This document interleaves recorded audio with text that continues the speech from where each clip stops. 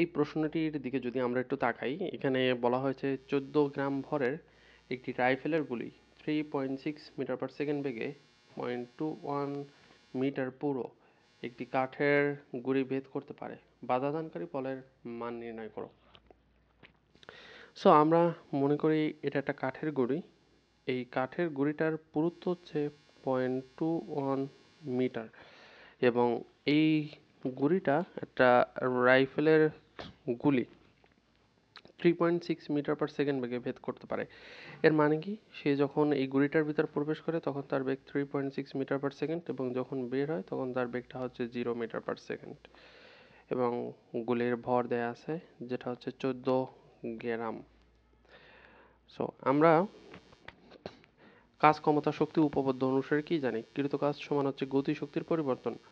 So গতিশক্তির পরিবর্তন মানে কি, শেষ গতিশক্তি মাইনাস আদি গতিশক্তি। শেষ গতিশক্তি সমান কি, হাফ ইন্টু ভর ইন্টু শেষ বেগ এর উপর স্কোয়ার, আর আদি গতিশক্তি হচ্ছে হাফ ইন্টু ভর ইন্টু আদি বেগের উপর স্কোয়ার। সো ডাব্লিউ সমান আবার কি লেখা যায়, ডাব্লিউ সমান হচ্ছে এফ ইন্টু এস। সেখানে এফ এর মানটা বের করতে হবে।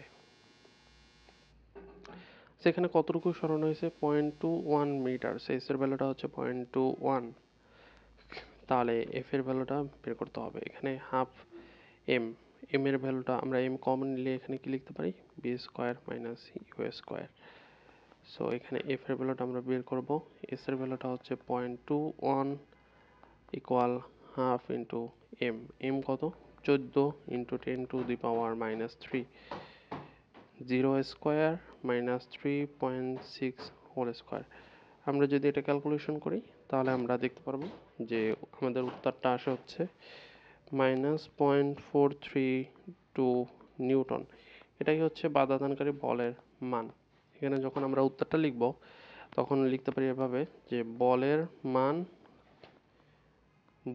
যদি লিখি তখন আমাদেরকে মাইনাস সাইনটা দিতে হবে, -0.432 নিউটন। বাট আমরা যদি এভাবে লিখি যে বাধাদানকারী বলের মান, তখন আমরা জাস্ট মানটা লিখব, বাধাদানকারী বলের মান তখন হচ্ছে এটা হবে 0.432 নিউটন, কারণ এখানে বাধাদানকারী এই ওয়ার্ডটা দিয়েই হচ্ছে মূলত নেগেটিভ সাইনটাকে ইন্ডিকেট করা হয়। আচ্ছা, আজকের ম্যাথটা এ পর্যন্তই।